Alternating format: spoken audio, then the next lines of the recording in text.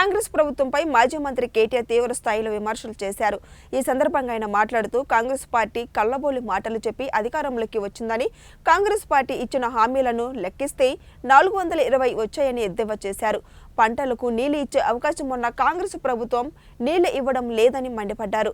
కేసీఆర్ ఉంటే కాళేశ్వరాన్ని వీలైనంత త్వరగా రిపేర్ చేసి రైతులకు నీళ్లు ఇచ్చేవారని తెలిపారు. కేసీఆర్ ఉన్నప్పుడు రైతు బంధు వచ్చేదని, ఇప్పుడు ఆ పరిస్థితి లేదని అన్నారు. అనంతరం బీఆర్ఎస్ కి ఓటు వేసి వినోద్ కుమార్ ని గెలిపించాలని ప్రజలను అభ్యర్థించారు. పాటను యూట్యూబ్ లో అప్లోడ్ చేయలేదన్నా అని చెప్పిన.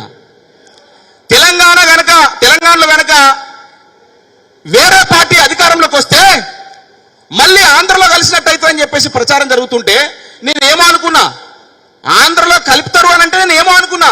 కానీ ఆంధ్రలో కలుపుతారు, టెక్నికల్ గా కలపడమే ఉండదు. కానీ ఆంధ్రలో సమైక్యాంధ్రలో ఉన్నప్పుడు ఎన్ని కష్టాలు ఉండేనో ఆ ప్రభుత్వాలు వస్తే, ఆ పార్టీ ప్రభుత్వాలు వస్తే ఆ గట్లనే సమైక్యాంధ్ర ప్రభుత్వంలో మన ఎండిన బీటలు వారిన పొలాలు ఎట్లుండనో, నెర్రలు వారిన పొలాలు ఎట్లుండనో అది గట్లనే మళ్ళీ తయారైతే తెలంగాణ అని చెప్పేసి ఆ రోజు నేను పసిగట్టలేకపోయినా ఇలా అదే కనబడతా ఉన్నది. టీఆర్ఎస్ ప్రభుత్వము 10 సంవత్సరాలుగా ఉన్నటువంటి 2 టర్మ్లో ఉన్నటువంటి ప్రభుత్వంలో నేను ఆ పాటను అప్లోడ్ చేసుకోపోయినా. కానీ ఇలా మళ్ళా అదే పాట వాడుకోవాల్సిన పరిస్థితి వచ్చిందన్న. అరిగోస పడుతున్నదో తెలంగాణ ఆగమైపోతున్నదో, అయ్యో అరిగోస పడుతున్నదో తెలంగాణ ఆగమైపోతున్నదో, ఏ రెండే బోరెండే నారెండే నోరెండే అరిగోస పడుతున్నదో తెలంగాణ ఆగమైపోతున్నదో, ఎద్దు యవసం మాట మొద్దు వారిపాయే పత్తి మందు రైతు మెడ మీద కత్తాయే.